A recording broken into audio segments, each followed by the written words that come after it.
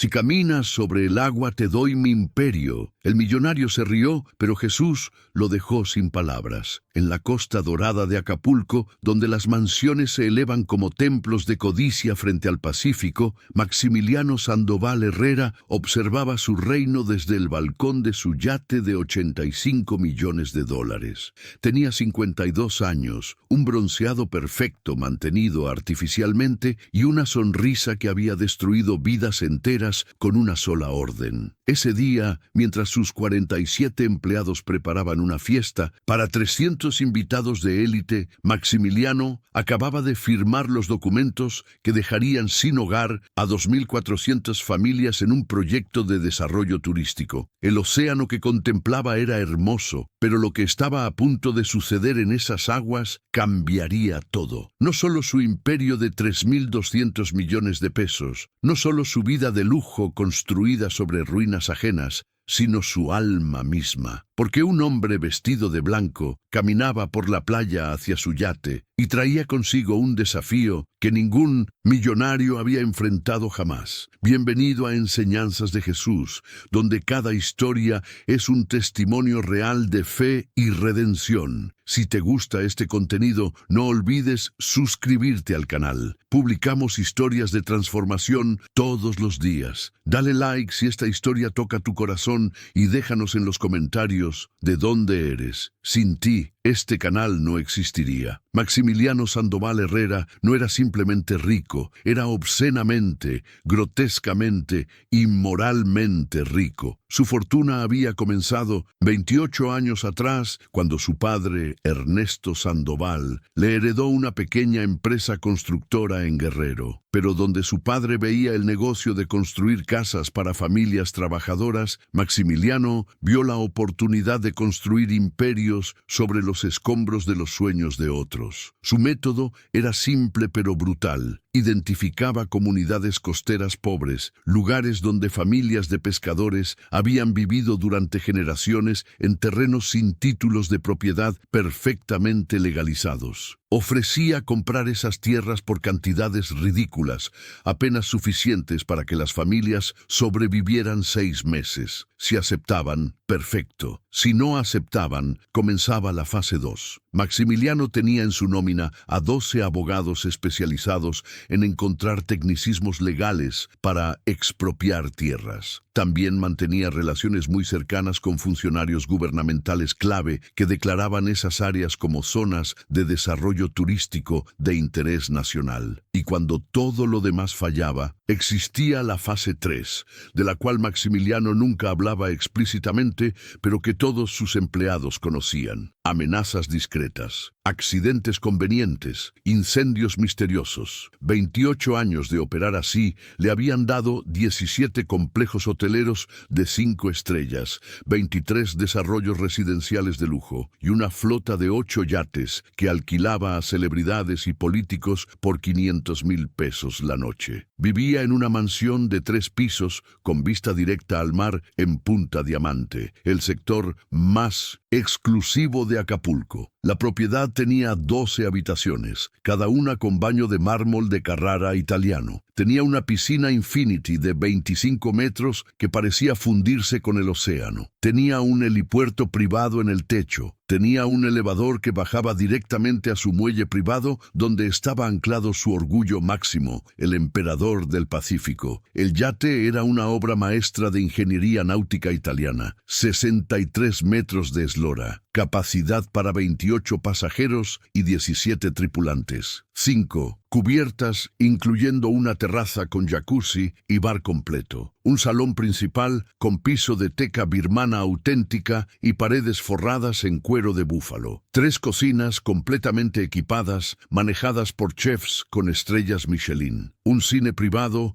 con sistema de sonido Dolby Atmos. Y en la suite principal, donde Maximiliano dormía, una cama king size hecha con sábanas de algodón egipcio de 1.200 hilos que costaban 45,000 pesos el juego. Todo el yate estaba valorado en 85 millones de dólares. Maximiliano lo había comprado en efectivo, sin financiamiento, simplemente porque podía y porque quería que todos supieran que podía. Pero detrás de todo ese lujo obsceno, Maximiliano Sandoval Herrera era un hombre profundamente vacío. Había estado casado 3 veces. La primera esposa, Gabriela, lo dejó después de 5 años cuando descubrió que él mantenía 3 amantes simultáneas. La segunda, Mónica, duró solo 2 años antes de huir con la mitad de su fortuna después de un divorcio brutal donde ella alegó abuso emocional sistemático. La tercera, Alejandra, todavía estaba técnicamente casada con él, pero vivían en propiedades separadas y apenas se hablaban excepto a través de asistentes. No tenía hijos, no por incapacidad biológica, sino por decisión deliberada. Los hijos son distracciones, solía decir a sus asociados. Diluyen el enfoque, reducen las ganancias y eventualmente quieren robar tu imperio. Sus únicos compañeros constantes eran sus empleados, mantenidos cerca por salarios generosos y miedo a ser despedidos. Su círculo íntimo consistía en 7 personas. Roberto Maldonado, su director de operaciones, un hombre de 48 años sin escrúpulos que había orquestado personalmente 34 desalojos forzosos. Carla Estrada, su directora legal,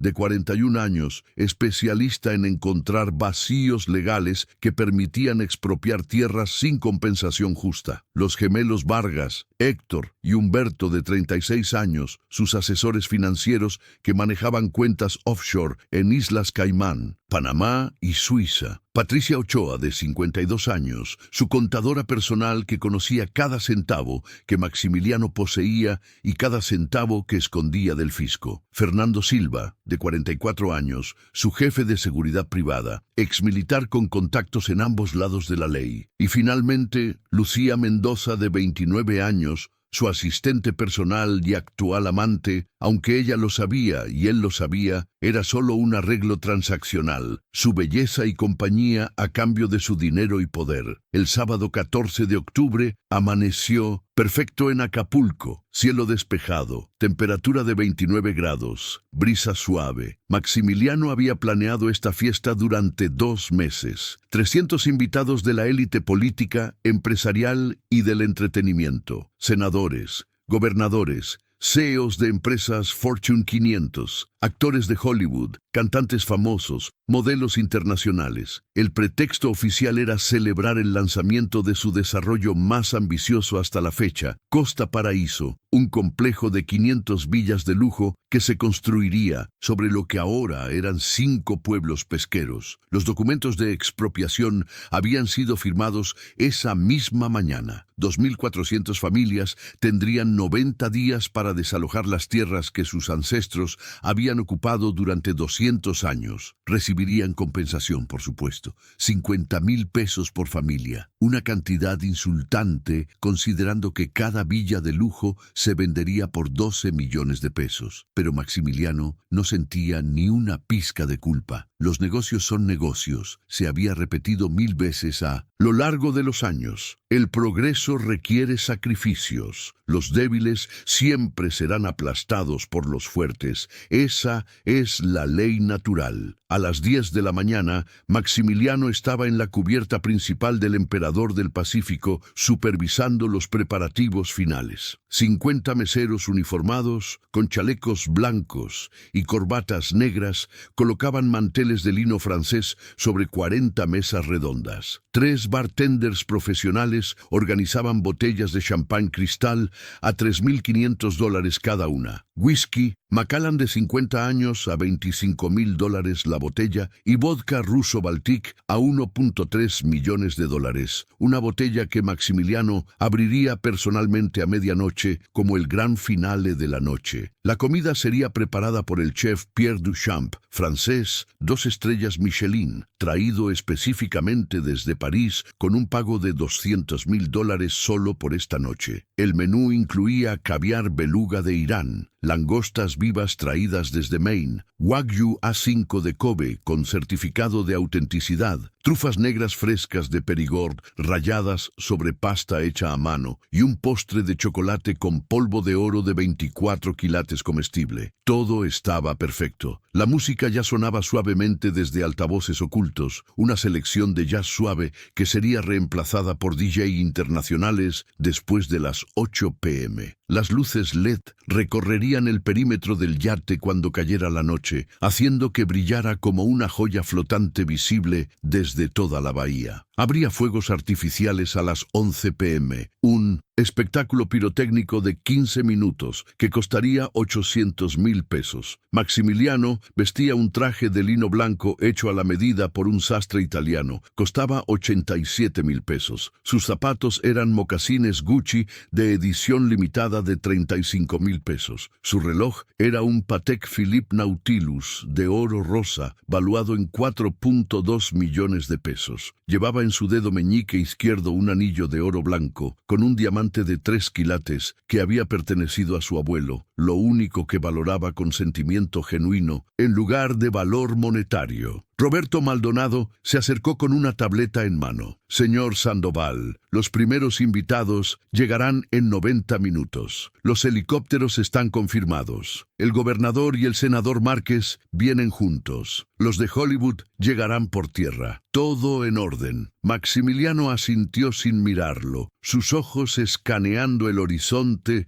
donde podía ver las 5 comunidades pesqueras que pronto serían demolidas. En su mente ya calculaba los márgenes de ganancia, inversión total en el proyecto, 800 millones de pesos, incluyendo construcción, permisos, sobornos a funcionarios, compensación ridícula a las familias desalojadas, valor estimado de venta de las 500 villas, 6,000 millones de pesos, ganancia neta, 5.200 millones. En 3 años duplicaría su fortuna personal. Perfecto, murmuró. Todo es perfecto. Pero entonces algo interrumpió su ensoñación de avaricia. Una figura caminando por la playa. A esta hora de la mañana, la playa privada donde estaba anclado el emperador del Pacífico debería estar completamente vacía. Maximiliano había comprado todos los terrenos circundantes específicamente para asegurar privacidad absoluta. Había guardias de seguridad patrullando constantemente. Nadie, absolutamente nadie, podía acceder a esa playa sin permiso explícito. Pero allí estaba, un hombre caminando tranquilamente por la arena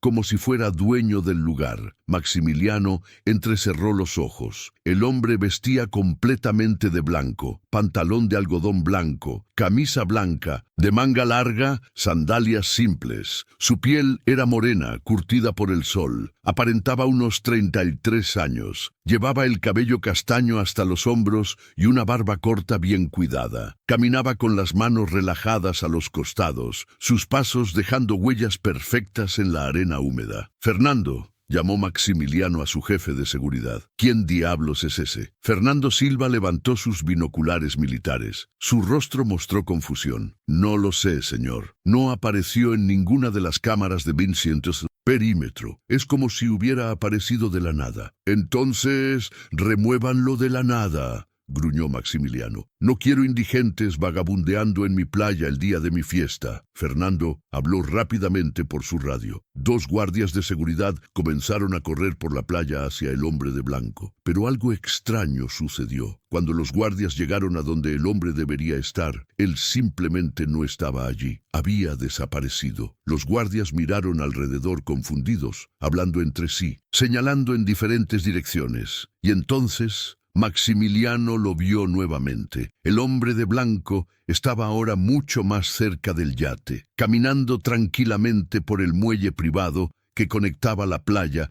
con donde estaba anclado el emperador del Pacífico. «¡Como demonios!», comenzó Maximiliano, pero no pudo terminar la frase. El hombre había alcanzado la pasarela del yate. Los 6 guardias de seguridad que custodiaban la entrada se movieron para bloquearlo, pero el hombre simplemente levantó una mano. No de manera amenazante, solo un gesto suave, casi paternal, y los guardias se detuvieron como estatuas, no dormidos, no desmayados, simplemente congelados en el acto de alcanzarlo. sus rostros mostrando expresiones de asombro y confusión. El hombre de blanco subió la pasarela con pasos tranquilos. Llegó a la cubierta principal, donde Maximiliano y sus 7 asociados observaban con creciente alarma. Los 50 meseros y staff se habían detenido en sus tareas mirando al intruso. El silencio que cayó sobre el yate era tan denso que podía escucharse el suave chapoteo de las olas contra el casco. «Buenos días», dijo el hombre de blanco. Su voz era cálida, profunda, con un timbre que parecía resonar no solo en los oídos, sino directamente en el pecho. «Mi nombre no importa ahora, pero pueden llamarme el carpintero. Vengo a hablar con Maximiliano Sandoval Herrera sobre una transacción de negocios». Maximiliano, superando su shock inicial, soltó una carcajada. Sus asociados lo imitaron nerviosamente. ¿Una transacción de negocios? Maximiliano se acercó al intruso, su altura de 1,85 metros, intentando intimidar. ¿Irrumpes en mi yate privado? ¿De alguna manera pasas a mis guardias de seguridad y quieres hablar de negocios? Esto debería ser entretenido. Fernando, no llames a la policía todavía. Veamos qué tiene que decir nuestro amigo loco. El carpintero sostuvo la mirada de Maximiliano sin pestañear. No estoy loco, Maximiliano. De hecho, soy la persona más cuerda que conocerás en tu vida, y la transacción que propongo es simple. Si puedo hacer algo que tú consideres absolutamente imposible,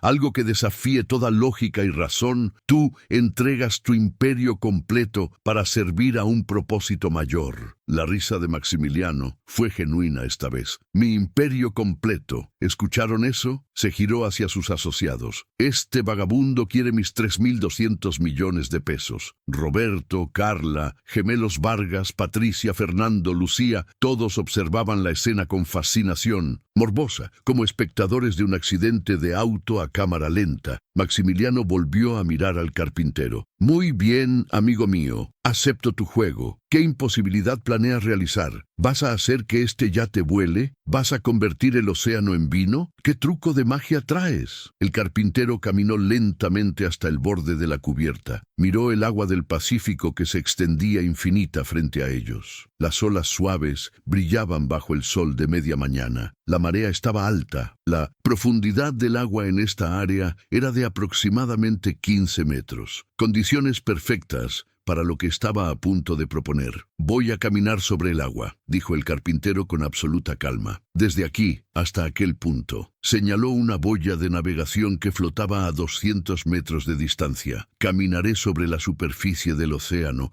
sin hundirme, sin trucos, sin plataformas ocultas. Y cuando lo haga, tú entregarás tu imperio completo». El silencio que siguió duró exactamente 7 segundos. Y luego Maximiliano explotó en la carcajada más fuerte que sus empleados le habían escuchado en años. Se dobló sobre sí mismo, sosteniéndose el estómago, lágrimas corriendo por sus mejillas. Sus asociados se unieron, sus risas llenando el yate. «Caminar sobre el agua», Maximiliano repitió entre risas. «Caminar sobre el agua. Eso es brillante. No he escuchado algo tan ridículo desde que era niño. Y mi madre me leía cuentos de la Biblia». Roberto se acercó al carpintero con una sonrisa condescendiente. «Amigo, no sé qué sustancia consumiste esta mañana, pero te recomiendo que vayas al hospital más cercano. Claramente estás experimentando un episodio psicótico». Carla Estrada agregó, cruzando sus brazos. «Los humanos no podemos caminar sobre el agua. Es física básica. Densidad, gravedad, todo eso es imposible». «Exactamente», dijo Maximiliano, recuperándose de su ataque de risa. «Es absolutamente imposible, lo cual significa, mi querido amigo loco, que cuando inevitablemente falles y te hundas como la roca que eres, yo gano». «¿Y qué gano?». El carpintero lo miró con una mezcla de compasión y tristeza. «Si fallo y me hundo, tú ganas la satisfacción de haber tenido razón. Podrás reírte de mí, podrás publicarlo en tus redes sociales, podrás usarlo como anécdota en tu fiesta esta noche. Podrás decirle a todos que un loco intentó caminar sobre el agua y fracasó miserablemente. Pero si tengo éxito, si camino sobre esa agua hasta la boya y regreso sin hundirme. Entregas todo. Tu yate, tus hoteles, tus desarrollos, tus cuentas bancarias. Todo para ser usado para ayudar a las personas que has destruido en tu camino hacia la riqueza. Maximiliano extendió su mano, aún sonriendo. Trato. Esto será lo más entretenido que he presenciado en años. El carpintero estrechó su mano. El apretón fue firme, cálido, y Maximiliano sintió algo extraño, como una corriente eléctrica suave que recorrió su brazo, pero lo ignoró, atribuyéndolo a la adrenalina de la situación absurda. Fernando, llamó. Maximiliano, trae las cámaras. Quiero esto documentado desde todos los ángulos. Cuando este idiota se hunda, quiero poder revivirlo una y otra vez. Fernando Silva trajo 3 cámaras profesionales de video, las mismas que usarían esa noche para documentar la fiesta. Las montó en trípodes, una apuntando directamente hacia donde el carpintero estaba parado en el borde de la cubierta, otra con ángulo lateral y la tercera en un dron que levantó para captura aérea. Patricia Ochoa sacó su teléfono celular. Yo también voy a grabar esto. Esto va a ser viral. Los gemelos Vargas hicieron lo mismo. Lucía Mendoza, la asistente y amante de Maximiliano, también sacó su teléfono, aunque su expresión mostraba menos burla y más curiosidad genuina. Había algo en los ojos del carpintero que la inquietaba. Todos los 50 empleados del staff se habían reunido ahora en la cubierta, formando un semicírculo alrededor de la escena. Los guardias de seguridad que habían estado congelados repentinamente se movieron de nuevo, sin memoria aparente de lo que había pasado, uniéndose a la audiencia. Más de 60 personas en total observaban mientras el carpintero se quitaba sus sandalias. Sus pies estaban marcados con callosidades, señales de años de trabajo manual duro. Pero también había algo más. 2 marcas circulares en la parte superior de cada pie, como cicatrices viejas pero profundas. Maximiliano señaló esas marcas con una sonrisa sarcástica. ¿Qué son esas? ¿Te atravesaron los pies con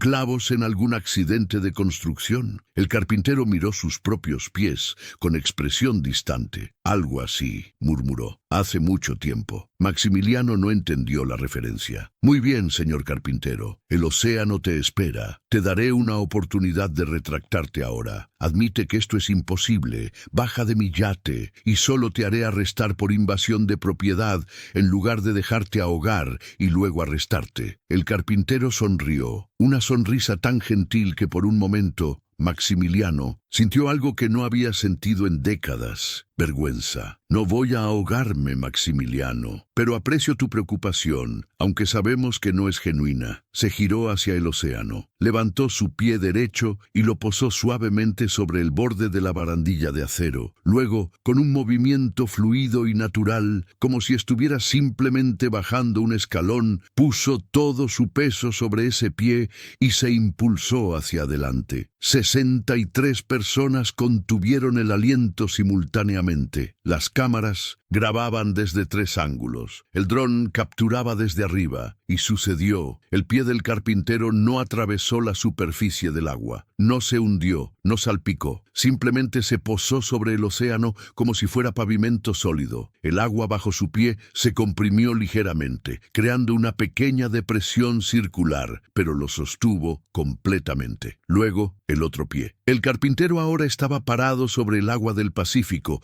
a 2 metros de distancia del yate, flotando, no flotando, parado sobre el agua como si fuera tierra firme. Maximiliano Sandoval Herrera, hombre de negocios, multimillonario, persona que se enorgullecía de su racionalidad y pensamiento lógico, sintió que su cerebro se cortocircuitaba. Eso es imposible, susurró. Es un truco, tiene que ser un truco. Roberto Maldonado ya estaba corriendo hacia la proa del yate, mirando desesperadamente bajo el agua buscando plataformas ocultas, estructuras de vidrio, cualquier cosa que explicara lo que estaban viendo. No hay nada, gritó. El agua es completamente clara, puedo ver hasta el fondo, no hay nada sosteniéndolo. Carla Estrada, la abogada experta en lógica y evidencia, simplemente se dejó caer sentada en la cubierta. Su mente completamente incapaz de procesar la información que sus ojos enviaban. Los gemelos Vargas, siempre tan seguros de sí mismos, se abrazaron uno al otro como niños asustados. Patricia Ochoa dejó caer su teléfono, que rebotó en la cubierta de teca sin que ella lo notara. Fernando Silva, el exmilitar entrenado para mantener compostura bajo fuego enemigo,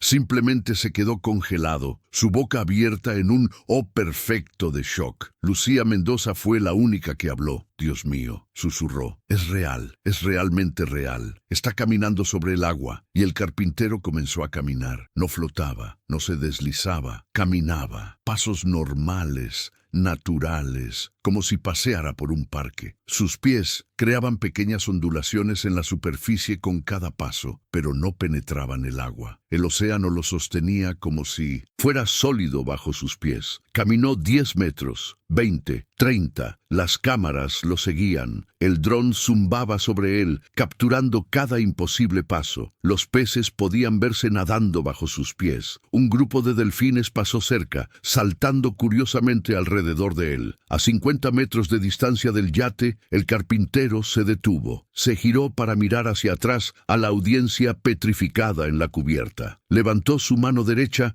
en un saludo casual y luego, para asegurarse de que no quedara duda alguna, saltó. Saltó en el lugar, sus dos pies dejando la superficie del agua simultáneamente. Por medio segundo estuvo en el aire, y cuando bajó, sus pies golpearon la superficie del océano con un sonido suave, splash, y rebotaron hacia arriba. El agua lo sostuvo como un trampolín sólido. Saltó 3 veces más, cada rebote desafiando toda ley conocida de física. En la cubierta del Emperador del Pacífico, el caos había reemplazado al escepticismo. Los 50 empleados del staff gritaban, algunos de miedo, algunos de asombro. Varios se persignaban repetidamente. Una mesera se desmayó y tuvo que ser sostenida por sus compañeros. Los guardias de seguridad habían sacado sus armas, aunque ninguno sabía contra qué o quién las apuntarían. Contra la realidad misma que se estaba quebrando frente a ellos. Maximiliano se aferró a la barandilla de acero, sus nudillos blancos por la presión. Su mente, entrenada durante décadas para encontrar explicaciones lógicas, soluciones racionales a cualquier problema, simplemente no podía funcionar. Hologramas, murmuró. Es un holograma avanzado, tecnología que no conozco. Patricia Ochoa negó con la cabeza, su voz temblorosa. Los hologramas no crean ondulaciones en el agua. Los hologramas no pueden interactuar físicamente con delfines reales. Eso es un hombre real caminando sobre agua real. Roberto Maldonado, el hombre sin escrúpulos que había desalojado familias sin pestañear, tenía lágrimas corriendo por sus mejillas. Estamos presenciando un milagro, susurró. Un milagro real. El carpintero continuó caminando. 70 metros, 100 metros, 150. Se acercaba a la boya de navegación que había señalado como su destino. Las olas que pasaban bajo sus pies lo elevaban suavemente, pero nunca lo desequilibraban. Caminaba con la misma tranquilidad que alguien paseando por una acera. A los 190 metros alcanzó la boya. La tocó con su mano, como un nadador tocando la pared en una carrera, y luego se giró y comenzó a caminar de regreso. El regreso fue más rápido, sus pasos eran más largos, más decididos. En la cubierta, Maximiliano había comenzado a hiperventilar. Su mundo, su realidad cuidadosamente construida sobre la creencia de que todo podía explicarse, medirse, comprarse o venderse, se estaba desmoronando. Si esto es real, susurró a nadie en particular, entonces todo lo que creía es mentira. Si esto es real, entonces él es. No puede ser. El carpintero alcanzó el yate. Se detuvo en el agua a 1 metro de Mindos, la cubierta. Miró hacia arriba a Maximiliano con ojos que contenían compasión infinita mezclada con expectativa. ¿He cumplido tu desafío, Maximiliano Sandoval Herrera? Maximiliano no respondió. No podía. Su garganta estaba cerrada por el shock. Fue Lucía quien habló, su voz apenas audible. Sí, lo hiciste. Caminaste sobre el agua. Entonces, continuó el carpintero, según nuestro trato, el imperio de Maximiliano ahora sirve a un propósito mayor. Pero antes de que eso suceda, Maximiliano necesita entender qué ha hecho con ese imperio. Necesita ver el costo real de su riqueza y necesita conocer quién soy realmente. Con un movimiento fluido, el carpintero se elevó del agua. No saltó, simplemente se elevó, como si una fuerza invisible lo levantara. Flotó suavemente sobre la barandilla y aterrizó en la cubierta con sus pies descalzos, tocando la teca sin un sonido. Agua del océano goteaba de su ropa, pero cuando tocó la cubierta se secó instantáneamente. En 30 segundos, el carpintero estaba completamente seco, como si nunca hubiera tocado el agua. Maximiliano, dijo el carpintero con voz firme pero amorosa, es tiempo de que conozcas la verdad. ¿La verdad sobre qué? Maximiliano finalmente logró hablar, su voz quebrada. La verdad sobre quién construyó realmente tu imperio. La respuesta te sorprenderá. El carpintero extendió su mano y tocó suavemente la sien de Maximiliano. Y en ese momento, todo cambió. La cubierta del yate pareció disolverse. Las 63 personas presentes también desaparecieron. Maximiliano se encontró parado en un lugar diferente. Reconoció el lugar inmediatamente porque había visitado el sitio hace 15 años, justo antes de que iniciara la construcción. Era Playa Encantada, una pequeña comunidad de 87 familias de pescadores que habían vivido allí durante generaciones. El lugar que ahora era su complejo hotelero, Las Olas de Oro, su primera gran propiedad, la que había lanzado su imperio. Pero estaba viendo la comunidad como había sido antes de que él llegara. Casas pequeñas pero cuidadas con amor, niños jugando en la arena, pescadores remendando redes, mujeres lavando ropa en grandes tinas comunales mientras conversaban y reían. Paz, comunidad, hogar. El carpintero estaba parado junto a él. Mira más cerca, Maximiliano. ¿Ves a esa familia allá? Maximiliano siguió la dirección que señalaba el carpintero. Vio una casa pequeña pintada de azul claro con techo de lámina. Una familia de 5 personas estaba sentada fuera, comiendo juntos. El padre, de unos 35 años, con piel curtida por el sol. La madre, edad similar, con un delantal manchado de harina. 3 niños, 2 niños y una niña, entre 5 y 12 años. Reían mientras comían, compartiendo un plato grande de pescado frito y tortillas hechas a mano. Esa es la familia Robles, explicó el carpintero. Miguel Robles, pescador de 5ª generación. Su esposa Ana María, quien vendía empanadas en la playa para complementar el ingreso familiar. Sus hijos Carlos, Javier y Sofía. Cuando llegaste con tu proyecto hace 15 años, les ofreciste 35,000 pesos por su casa y su terreno. Maximiliano frunció el ceño, tratando de recordar. La casa valía como mucho 20,000. Les di más de lo que merecían. El carpintero negó con la cabeza tristamente. La casa no era solo 4 paredes y un techo. Era el hogar donde había nacido el abuelo de Miguel. Era donde Ana María había plantado un jardín de hierbas medicinales que usaba para curar a la comunidad.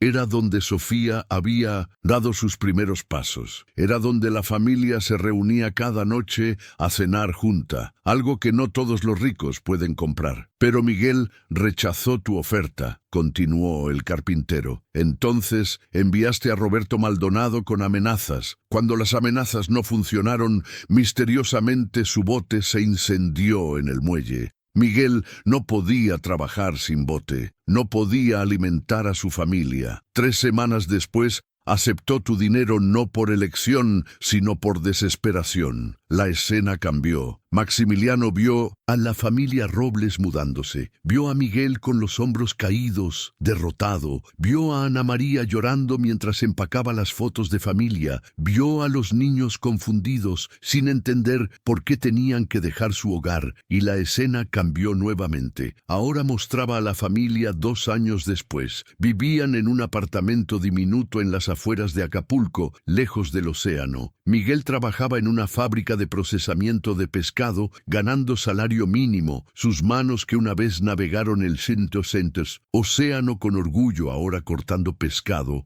en una línea de producción. Ana María trabajaba limpiando casas, incluyendo irónicamente, algunas de las villas de lujo en el complejo que Maximiliano había construido sobre su antiguo hogar. Los niños habían tenido que cambiar de escuela 3 veces porque la familia no podía pagar renta estable. Carlos, el hijo mayor, había abandonado la escuela a los 14 para trabajar y ayudar. Su sueño de ser biólogo marino murió en el mismo día que perdieron su casa. Pero esa no es ni siquiera la peor parte, dijo el carpintero con voz suave pero firme. Sofía, la niña más pequeña, ¿la recuerdas? Maximiliano miró la escena y vio a la niña, ahora de unos 17 años. Estaba acostada en una cama de hospital. Su rostro estaba demacrado, su piel pálida, tubos conectados a sus brazos, monitores pitando con ritmo constante. Sofía desarrolló leucemia a los 15 años, explicó el carpintero. Es tratable, curable en el 85% de los casos con el tratamiento correcto, pero el tratamiento cuesta 800,000 pesos. Miguel y Ana María han vendido todo. Han pedido prestado a cualquiera que les preste. Han trabajado turnos dobles y triples. Han logrado pagar por 3 de los 12 ciclos de quimioterapia necesarios. Pero ahora sus recursos se han agotado. Los doctores dicen que Sofía tiene 6 meses, tal vez 1 año sin tratamiento completo. Maximiliano sintió algo frío recorrer su espina dorsal. Yo no le di cáncer a esa niña. No, concordó el carpintero, pero la desplazaste de su comunidad donde tenían apoyo. La obligaste a vivir cerca de zonas industriales con contaminación alta y le quitaste los recursos que su familia habría tenido para tratarla. Esa casa que les compraste por 35,000 pesos, si la hubieran podido vender libremente en el mercado, valía 2.3 millones de pesos por su ubicación frente a la playa. Con ese dinero, Sofía estaría recibiendo tratamiento en el mejor hospital de México. La escena cambió de nuevo, y de nuevo, y de nuevo. El carpintero mostró a Maximiliano familia tras familia, 17 proyectos que había desarrollado a lo largo de 28 años, 2.147 familias desplazadas, y por cada familia había una historia, sueños destruidos, niños que no pudieron terminar sus estudios, ancianos que murieron de tristeza al perder hogares donde habían vivido 60 años, hombres que cayeron en alcoholismo al perder su sentido de propósito, mujeres que tuvieron que prostituirse para alimentar a sus hijos después de perder todo, suicidios, 5 en total, que el carpintero mostró explícitamente. 5 personas que habían llegado a tal desesperación después de perder todo a manos de Maximiliano que habían terminado con sus propias vidas. Yo no los maté, gritó Maximiliano. No presioné el gatillo, no anudé las sogas. Tú creaste las condiciones, respondió el carpintero. Tú los empujaste al borde, tú priorizaste ganancias sobre personas una y otra vez. Y ahora necesitas ver algo más. Necesitas ver quién ha estado manteniendo registro de todo esto. La escena cambió una vez más, pero esta vez Maximiliano no estaba viendo el pasado. Estaba viendo algo diferente. Se encontró parado en lo que parecía una biblioteca infinita, estantes que se extendían hacia arriba sin fin, llenos de libros enormes. El carpintero tomó uno de los libros y lo abrió. Las páginas estaban llenas de escritura en tinta dorada. Cada entrada era una fecha, una acción, una consecuencia. Este es el libro de tu vida, Maximiliano Sandoval Herrera, explicó el carpintero. Cada decisión registrada, cada consecuencia documentada, cada vida afectada anotada,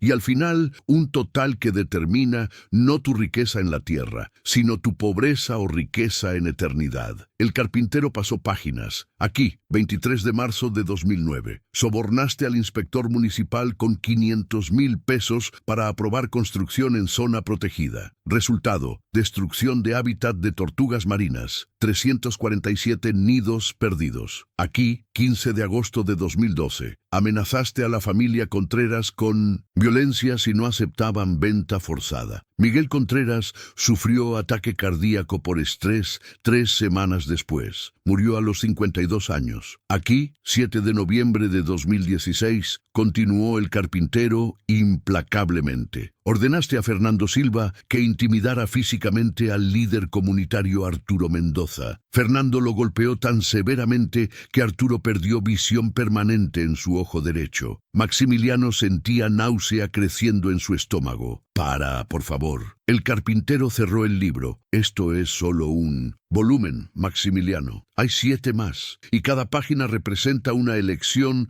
donde elegiste ganancia sobre compasión, poder sobre justicia, riqueza sobre humanidad. ¿Quién eres tú?, preguntó Maximiliano con voz temblorosa. ¿Cómo sabes todo esto? ¿Cómo puedes caminar sobre agua? ¿Cómo puedes mostrarme estas cosas? El carpintero lo miró con ojos que contenían siglos de conocimiento. Creo que ya sabes la respuesta, Maximiliano. ¿Quién soy yo que puedo desafiar las leyes de física? ¿Quién soy yo que conozco cada acción secreta? ¿Quién soy yo que mantengo registro de cada vida afectada por cada decisión? La biblioteca desapareció. Estaban de regreso en la cubierta del yate. Las 63 personas seguían allí, congeladas en el tiempo, sin saber que segundos en su percepción habían sido horas en la experiencia de Maximiliano. El carpintero y Maximiliano eran los únicos que se podían mover. Tú eres... Maximiliano apenas podía pronunciar las palabras. Tú eres Jesús. El carpintero, Jesús, sonrió tristemente. Sí, Maximiliano, soy Jesús, el mismo que caminó sobre las aguas de Galilea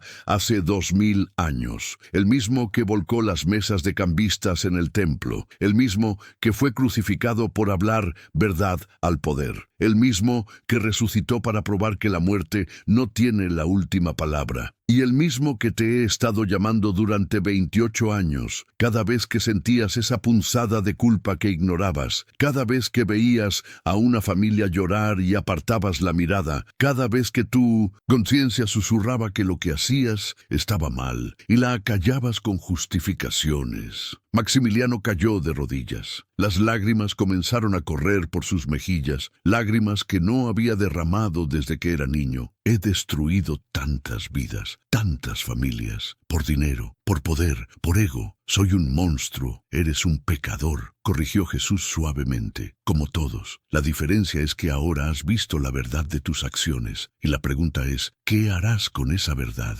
Maximiliano levantó su rostro empapado de lágrimas. Dijiste que si caminabas sobre el agua, yo entregaría mi imperio para servir un propósito mayor. Acepto, toma todo, cada peso, cada propiedad, cada recurso, úsalo para reparar el daño que he hecho. Jesús negó con la cabeza. No quiero que entregues tu imperio por obligación de una apuesta. Quiero que lo entregues porque tu corazón ha cambiado, porque has visto que la riqueza que acumulaste tiene sangre y lágrimas en su fundación, porque eliges libremente usar todo lo que tienes para servir en lugar de dominar. Mi corazón ha cambiado, dijo Maximiliano con convicción que sorprendió incluso a él mismo. No sé si puedo reparar todo el daño. Probablemente no puedo, pero pasaré el resto de mi vida intentándolo. Jesús extendió su mano. Maximiliano la tomó y fue ayudado a ponerse de pie. Entonces comencemos ahora, dijo Jesús. El tiempo se reanudó. Las 63 personas en la cubierta comenzaron a moverse de nuevo, gritando, señalando, procesando lo que acababan de presenciar. Pero Jesús levantó ambas manos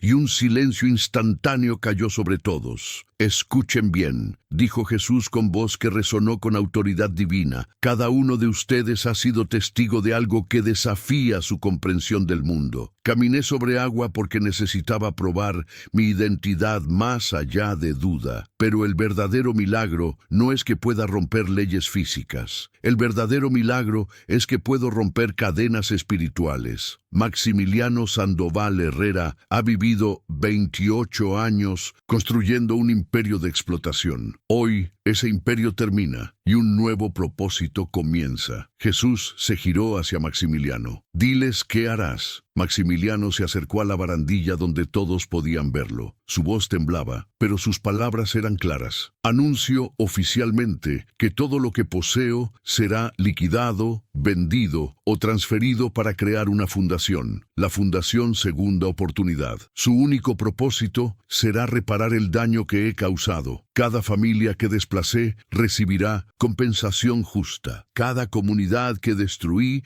recibirá recursos para reconstruir. Sofía Robles recibirá tratamiento completo para su leucemia en el mejor hospital que podamos encontrar. Y cualquier familia que enfrente situaciones similares también recibirá apoyo. Roberto Maldonado, que había estado en silencio procesando todo, dio un paso adelante. Señor Sandoval, si hace eso, perderá todo. Su yate, sus propiedades, su estilo de vida, lo perderé todo que no vale nada, respondió Maximiliano. Y ganaré lo único que importa, mi alma, mi humanidad, mi paz. Carla Estrada preguntó, ¿y qué hay de sus asociados? ¿Qué hay de nosotros? Jesús habló, su voz gentil pero firme. Cada uno de ustedes tiene la misma elección que Maximiliano. Han participado en estas injusticias. Roberto, tú amenazaste familias. Carla, tú encontraste vacíos legales para robar tierras. Gemelos Vargas, ustedes escondieron dinero que debería haber pagado impuestos para servicios públicos. Patricia, tú falsificaste documentos. Fernando, tú usaste violencia. Lucía, tú cerraste ojos ante todo esto para mantener tu estilo de vida. Todos tienen sangre en sus manos, pero todos también tienen la oportunidad de limpiarlas. Los 7 asociados de Maximiliano se miraron entre sí. Fue Lucía quien habló primero. Yo estoy dentro. Lo que sea necesario para hacer esto bien, estoy dentro. Uno por uno, los otros 6 asintieron. Roberto, con lágrimas en sus ojos. Carla, con expresión determinada. Los gemelos Vargas, sosteniéndose las manos. Patricia, temblando pero firme. Fernando, con mandíbula apretada. Todos aceptaron. Jesús sonrió, y esa sonrisa pareció iluminar la cubierta entera del yate con calidez. Entonces comencemos. Maximiliano, tu primera acción es contactar a los medios. Cuenta exactamente lo que sucedió aquí hoy. La gente te llamará loco, te ridiculizarán, pero algunos creerán, y esos que crean se unirán a tu causa. Roberto, tu tarea es crear una lista completa de cada familia afectada. Usa tus registros, tu memoria, todo. No omitas nadie. Carla, usarás tus habilidades legales para deshacer cada vacío que creaste. Gemelos, traerán de regreso cada peso escondido. Patricia, abrirás cada libro contable para auditoría completa. Fernando, contactarás a cada persona que amenazaste o heriste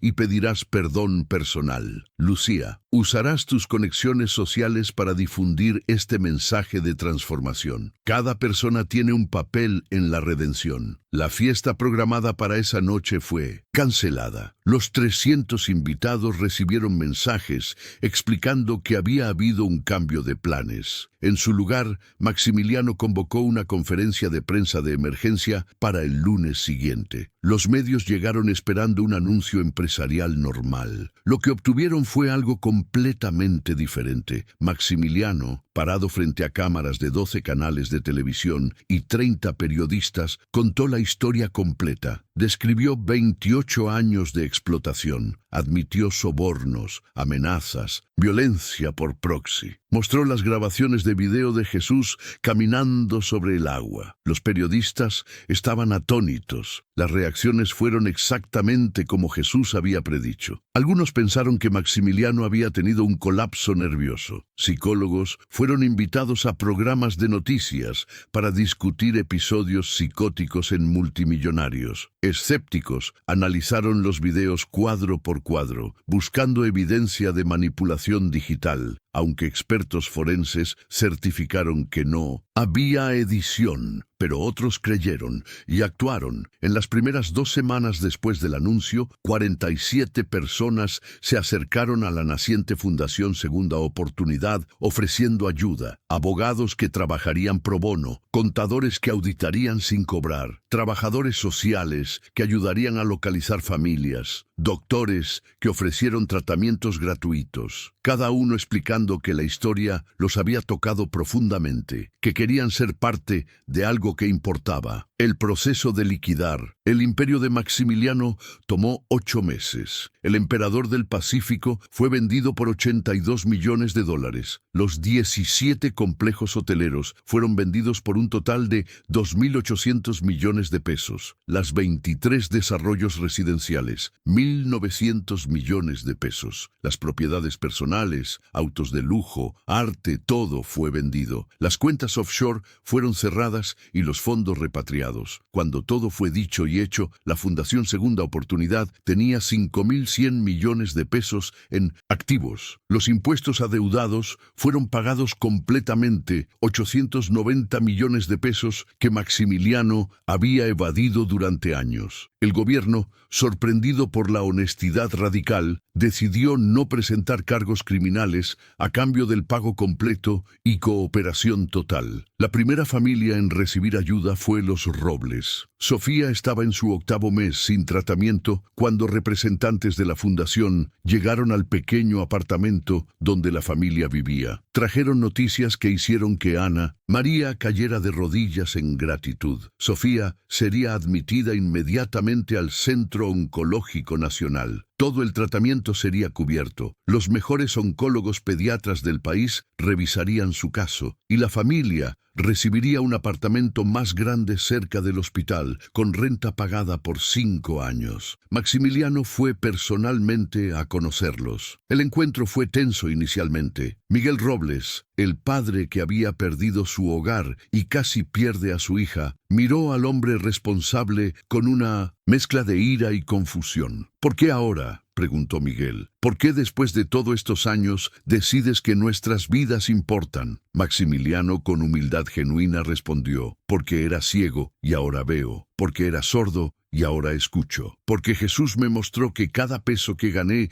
tiene un costo humano que ignoraba. No puedo deshacer el pasado, no puedo devolverte los 15 años que perdiste, pero puedo intentar dar a tu familia un futuro mejor. Y empezando con la atención médica de Sofía, eso es lo que haré. Miguel estudió el rostro de Maximiliano por un largo momento. Vio arrepentimiento genuino, vio dolor real por el daño causado, vio transformación verdadera y extendió su mano. Maximiliano la tomó. Los dos hombres, uno que había sido rico y poderoso, el otro que había sido pobre y explotado, se estrecharon las manos, no como iguales todavía, porque el daño causado tardaría años en sanar, pero como dos seres humanos comenzando el difícil proceso de reconciliación. Sofía comenzó su tratamiento 3 días después. Los doctores eran cautelosamente optimistas. El cáncer no se había extendido tanto como temían. Con quimioterapia agresiva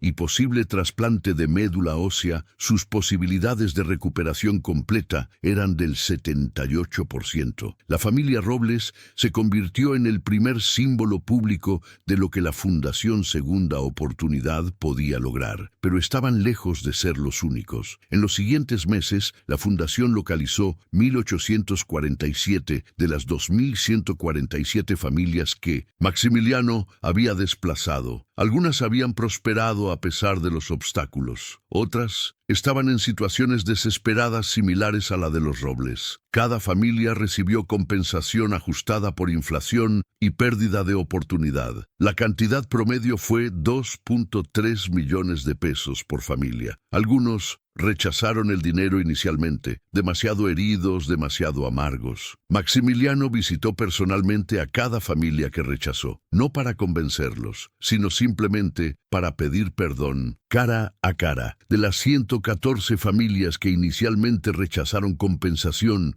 89 eventualmente aceptaron, después de ver que la transformación de Maximiliano era genuina y duradera. Las comunidades que habían sido destruidas recibieron recursos para reconstruir. Playa Encantada, la primera comunidad que Maximiliano había destruido para construir las Olas de Oro, recibió atención especial. El nuevo dueño de las Olas de Oro, un consorcio hotelero internacional, fue contactado con una propuesta. La Shop Fundación compraría de regreso una porción significativa de la propiedad a precio completo de mercado, 340 millones de pesos, para devolvérsela a la comunidad original. El consorcio, sorprendentemente, aceptó, parcialmente por la publicidad positiva, parcialmente porque algunos de sus ejecutivos habían sido movidos por la historia. 53 de las 87 familias originales de Playa Encantada eligieron regresar. No todos querían, algunos habían construido nuevas vidas en otros lugares, pero para aquellos que regresaron fue como un sueño. La fundación no solo les devolvió tierra, construyó casas nuevas, mejores que las originales, con electricidad confiable, agua potable, drenaje moderno. Estableció una cooperativa pesquera con botes nuevos y equipo moderno. Abrió una escuela comunitaria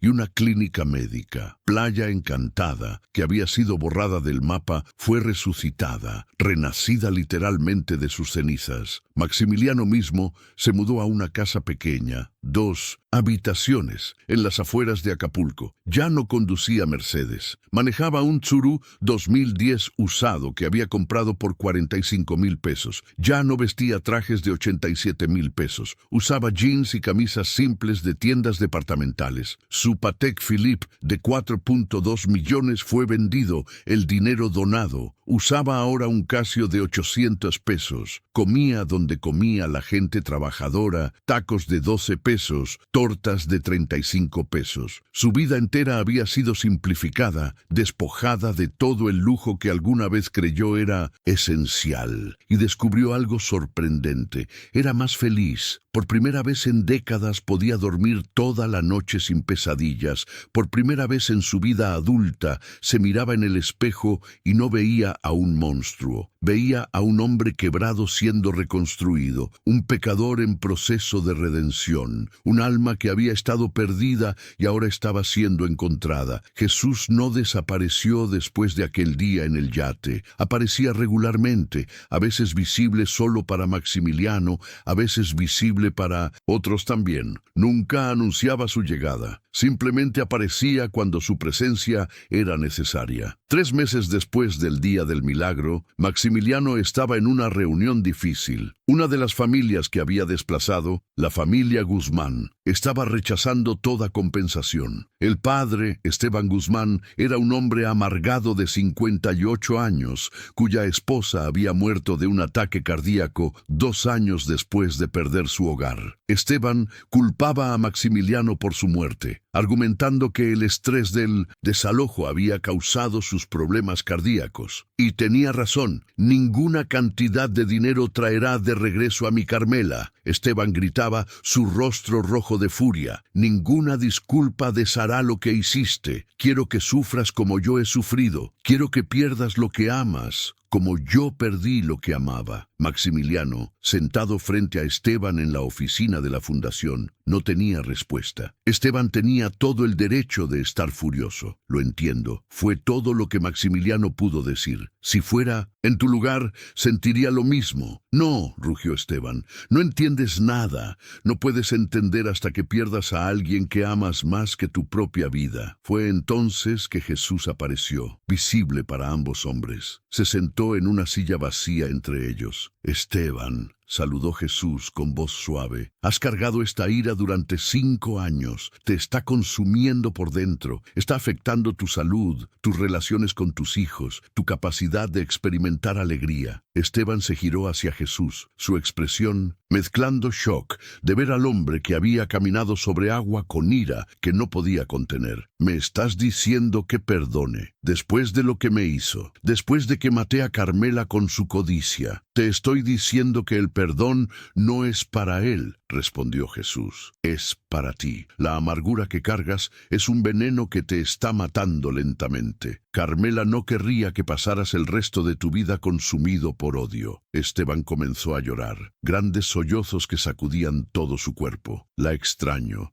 Tanto. Cada día es agonía sin ella. Lo sé, dijo Jesús, y algo en su tono hizo que tanto Esteban como Maximiliano lo miraran. Porque yo también he perdido personas que amaba. He visto morir a aquellos que eran preciosos para mí. He llorado lágrimas de pérdida que parecían interminables. Y puedo decirte que hay un camino a través del dolor. Pero ese camino no es venganza o amargura. Es perdón, duelo saludable y eventualmente encontrar propósito en el dolor. Jesús se acercó a Esteban y colocó su mano sobre el hombro del hombre. Permíteme mostrarte algo. El tiempo se detuvo. La oficina desapareció. Esteban se encontró parado en un lugar lleno de luz. Y allí, caminando hacia él con sonrisa radiante, estaba Carmela. su esposa, pero no como la recordaba en sus últimos días, enferma y estresada. Era Carmela como había sido en su juventud, vibrante, hermosa, llena de vida. Carmela, susurró Esteban, alcanzándola. ¿Eres real? Soy real, respondió Carmela, su voz llenando el espacio con calidez. Jesús me permitió venir a decirte algunas cosas. Primero, estoy en paz, estoy feliz, estoy con Dios, no estoy sufriendo. Segundo, necesitas dejar ir la ira. Nos está separando. Tu amargura crea un muro entre tú y yo, entre tú y nuestros hijos, entre tú y cualquier alegría futura. Y tercero, Maximiliano está genuinamente arrepentido. He visto su corazón. Jesús me lo mostró. No tienes que ser su amigo, pero necesitas perdonarlo, no por él, sino por ti, por nosotros. Esteban sostuvo a su esposa, sabiendo que era solo un momento, que ella no podía quedarse. Te amo, lloró,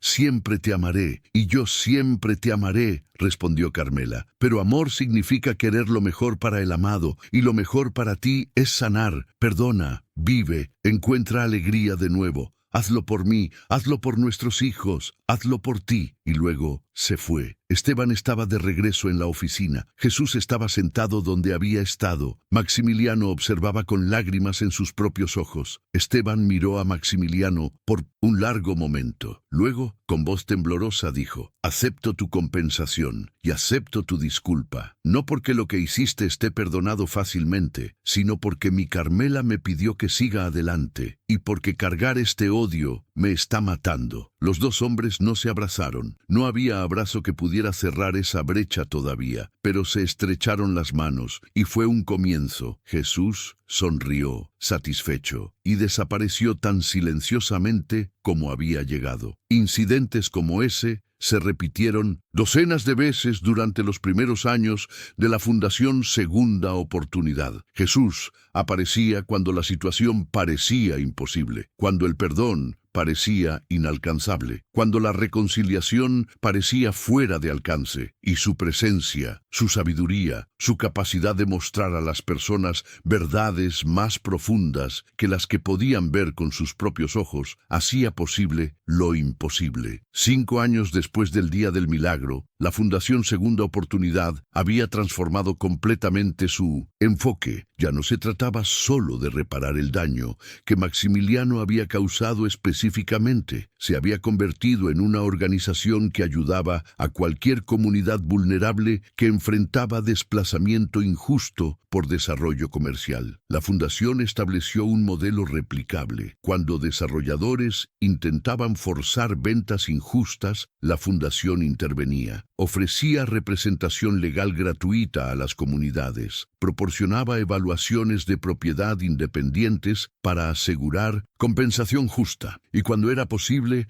ayudaba a comunidades a organizarse y comprar colectivamente tierras para protegerlas de desarrollo futuro. En esos 5 años, la Fundación había intervenido en 43 casos, había protegido a 7.800 familias de desplazamiento, había asegurado 890 millones de pesos en compensación justa para familias que no podían haber peleado esas batallas solas. Se había convertido en el enemigo de desarrolladores sin escrúpulos en toda la costa del Pacífico. Maximiliano recibía amenazas regularmente. Algunos desarrolladores que operaban como él había operado intentaron intimidarlo. Fernando Silva, su antiguo jefe de seguridad que ahora dirigía seguridad para la fundación, tomó esas amenazas seriamente. Pero Maximiliano se negó a ser disuadido. Si me matan por esto, le dijo a Fernando, al menos moriré haciendo lo correcto. Y Jesús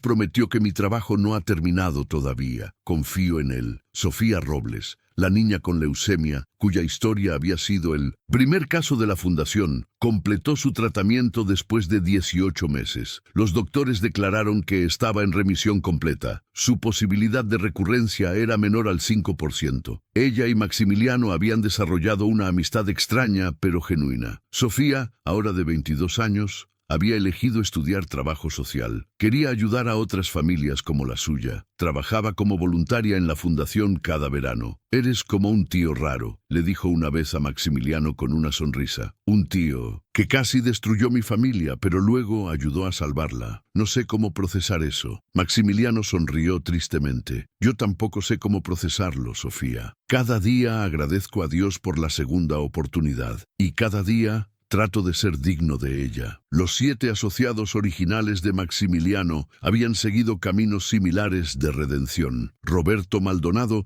dirigía ahora el Departamento de Reconciliación de la Fundación, contactando personalmente a cada familia para pedir perdón. Carla Estrada usaba sus habilidades legales para luchar contra el tipo de vacíos legales que ella misma había explotado. Los gemelos Vargas se habían convertido en expertos en recuperar fondos escondidos offshore, ayudando al gobierno a rastrear evasores fiscales. Patricia Ochoa administraba las finanzas de la fundación con transparencia absoluta, publicando cada transacción en línea. Fernando Silva protegía a activistas comunitarios que enfrentaban amenazas. Y Lucía Mendoza había roto completamente con su vida anterior de lujo, dirigiendo ahora comunicaciones para la fundación. Cada uno había perdido el estilo de vida al que estaban acostumbrados. Ninguno era rico ya, pero todos reportaban el mismo fenómeno: paz, propósito, sueño tranquilo, relaciones genuinas basadas en respeto mutuo en lugar de miedo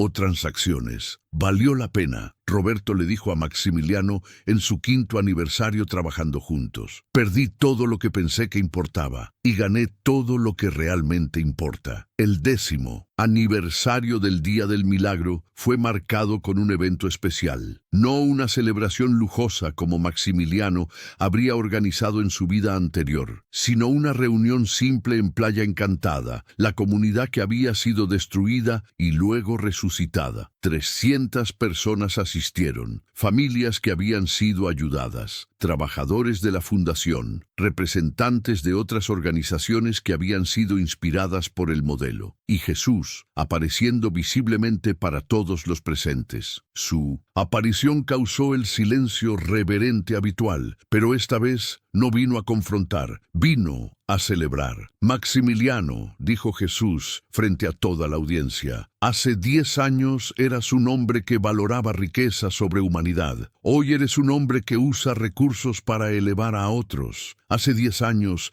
eras un explotador. Hoy eres un libertador. Hace 10 años eras mi adversario. Hoy eres mi amigo». Jesús colocó ambas manos sobre los hombros de Maximiliano. «La transformación que has experimentado es lo que ofrezco a todos. No importa cuán lejos hayas caído, no importa cuánto daño hayas hecho, si tu corazón cambia genuinamente, si tu arrepentimiento es real, si tus acciones reflejan tu transformación interior, entonces hay redención. Siempre hay redención». Jesús se giró hacia la audiencia. «La historia de Maximiliano no es única. Es la historia de Saulo, que se convirtió en Pablo. Es la historia de Zaqueo, el recaudador de impuestos que devolvió todo. Es la historia de cada alma que alguna vez estuvo perdida y fue encontrada, y está disponible para cualquiera que elija cambiar». El trabajo de la Fundación Segunda Oportunidad continuó expandiéndose. En el año 15 después del milagro, operaba en 7 estados costeros. Había protegido a más de 30.000 familias. Había asegurado compensación justa por valor de 4.200 millones de pesos. Había entrenado a 147 abogados jóvenes en defensa comunitaria. Había establecido 23 cooperativas pesqueras y había documentado meticulosamente cada caso, creando precedentes legales que otros podían usar. Maximiliano, ahora de 67 años, había envejecido visiblemente. El estrés de la vida anterior y el trabajo duro de los últimos 15 años habían tomado su cuota. Su cabello era completamente blanco. Su rostro estaba marcado por arrugas profundas, pero sus ojos brillaban con una paz que nunca habían tenido cuando era millonario. Una tarde, mientras revisaba casos en la oficina de la fundación, sintió un dolor agudo en su pecho. Colapsó. Fue llevado urgentemente al hospital. Los doctores diagnosticaron un ataque cardíaco severo, daño significativo al músculo cardíaco, pronóstico incierto. Maximiliano pasó 3 semanas en cuidados intensivos. Sus asociados, ahora sus verdaderos amigos, lo visitaban diariamente. Sofía Robles, la niña que había salvado 15 años antes y que ahora era una mujer adulta trabajando como directora de alcance comunitario de la fundación, se sentaba junto a su cama leyendo historias de familias que habían sido ayudadas. «Tienes que recuperarte», le decía. «Todavía hay tanto trabajo por hacer». En su tercera semana de hospitalización, cuando los doctores finalmente permitían que pasara tiempo solo, Jesús apareció. Se sentó en la silla junto a la cama de hospital. No dijo nada inicialmente, solo estaba presente. «¿Es mi tiempo?», preguntó Maximiliano con voz débil. Jesús sonrió. «No todavía. Tienes 10 años más de trabajo por hacer, pero quería visitarte, quería recordarte cuán lejos has llegado». Jesús tomó la mano de Maximiliano. «¿Recuerdas el día en el yate, cuando te desafié a ver si podía caminar sobre agua?» «Asentí que sí», respondió Maximiliano. «Cambió mi vida para siempre». «Ese no fue el verdadero desafío», dijo Jesús. «El verdadero desafío era si tú podías caminar sobre las aguas turbulentas de transformación genuina, si podías mantener tu compromiso cuando era difícil, cuando era costoso, cuando significaba perder todo lo que pensabas que te definía. Y has pasado ese desafío, Maximiliano, con honores». Maximiliano sintió lágrimas correr por sus mejillas.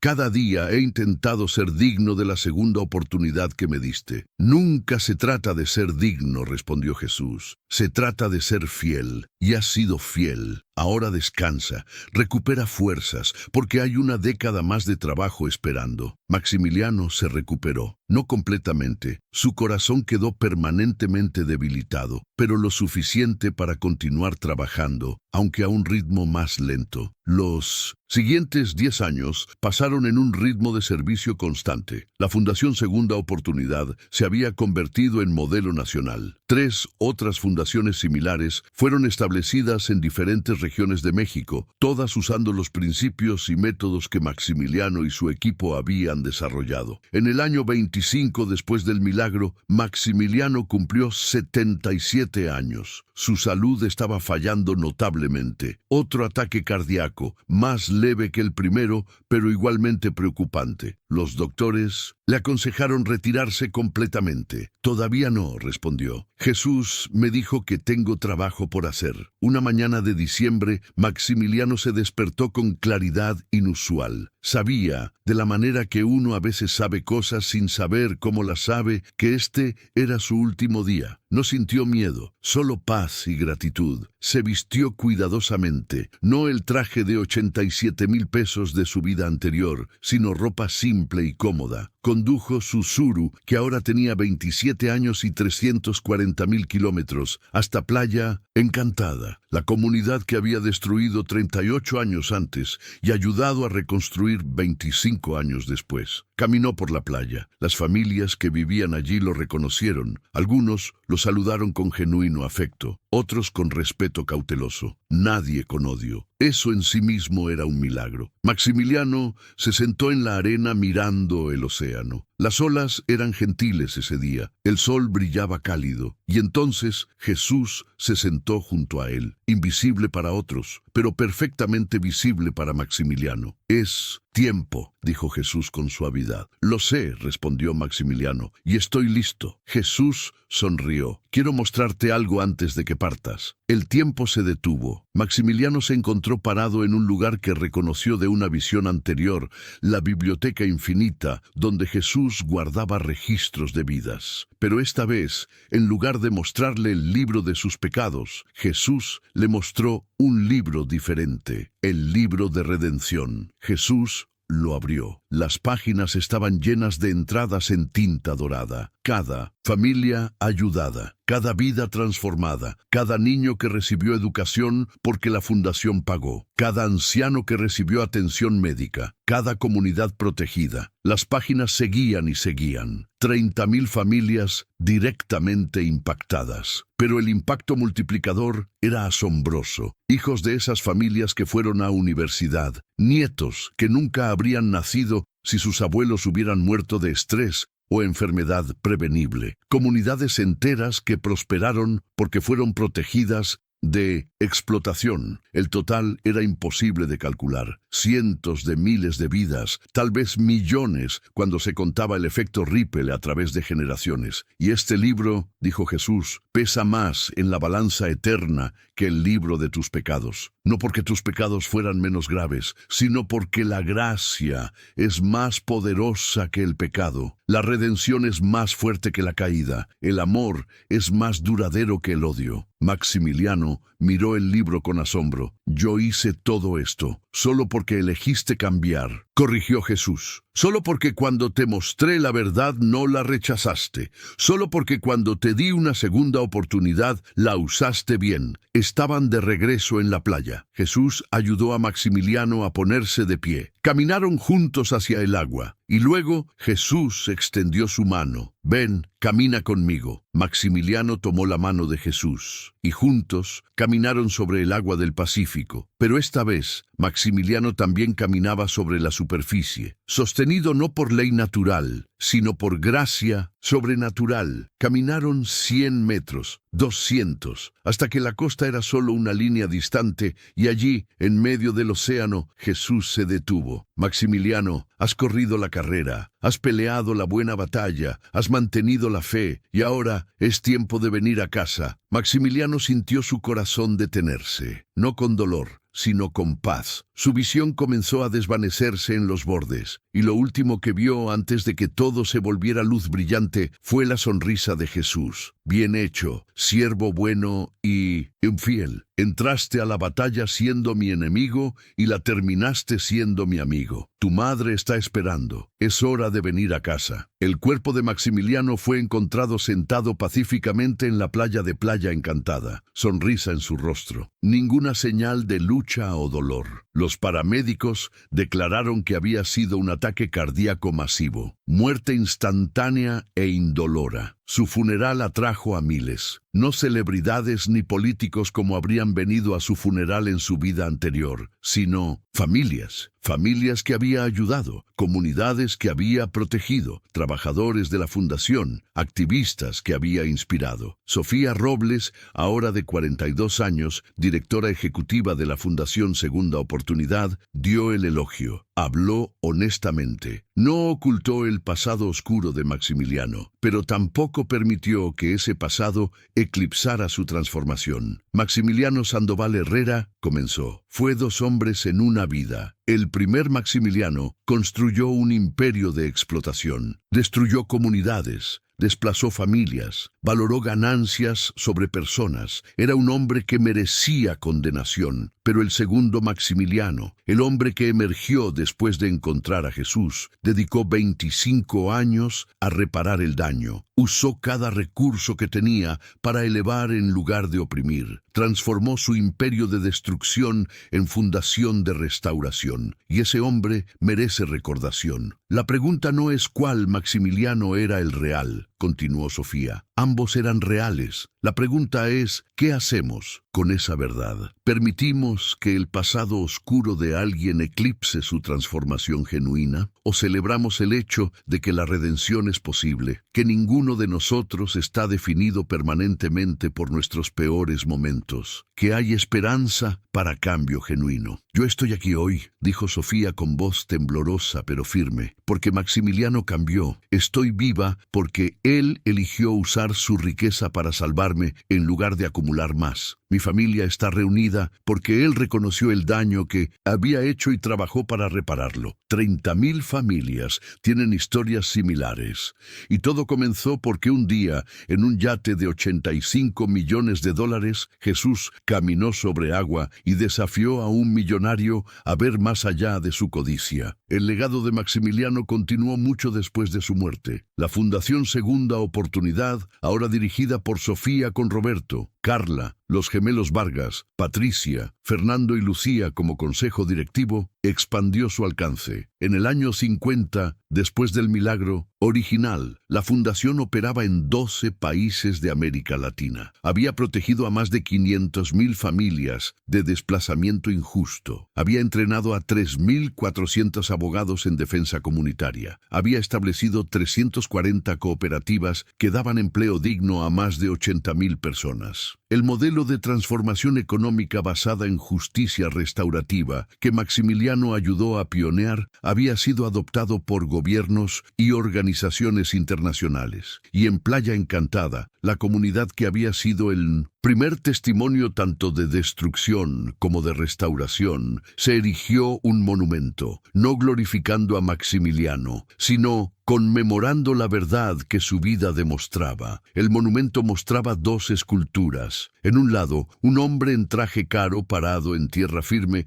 mirando hacia abajo con expresión de arrogancia. En el otro lado, el mismo hombre, ahora en ropa simple, caminando sobre agua, sostenido por una mano que se extendía desde arriba. La placa en la base decía, en memoria de Maximiliano, Sandoval Herrera, quien aprendió que el verdadero poder no es dominar a otros, sino servir, quien descubrió que la verdadera riqueza no son posesiones, sino relaciones restauradas, quien demostró que ningún pasado es tan oscuro que la gracia no pueda iluminarlo. Si Jesús pudo transformarlo a él, puede transformarte a ti. Miles de personas visitaban el monumento cada año. Algunos venían porque conocían la historia. Otros tropezaban con él por casualidad, pero todos leían la placa y todos se iban con la misma pregunta resonando en sus corazones. Si la transformación fue posible para alguien que había hecho tanto daño, ¿qué transformación es posible para mí? Hermanos y hermanas, llegamos al final de esta historia poderosa, pero quiero hacerte una pregunta. ¿Qué imperio has construido sobre fundaciones injustas? Tal vez no tienes 3,200 millones de pesos. Tal vez nunca has desplazado familias de sus hogares. Pero todos tenemos áreas donde hemos valorado nuestra comodidad, nuestra ganancia, nuestro ego sobre el bienestar de otros. Todos hemos construido pequeños imperios de egoísmo. La pregunta no es si has pecado. Todos hemos pecado. La pregunta es, ¿estás dispuesto a cambiar? Maximiliano perdió 3,200 millones de pesos según estándares del mundo, pero ganó propósito eterno. Perdió su yate, sus hoteles, su estilo de vida lujoso, pero ganó paz, relaciones genuinas y la satisfacción de saber que su vida tuvo significado más allá de acumulación personal. ¿Qué estás dispuesto a entregar para ganar lo que realmente importa? Déjame saber en los comentarios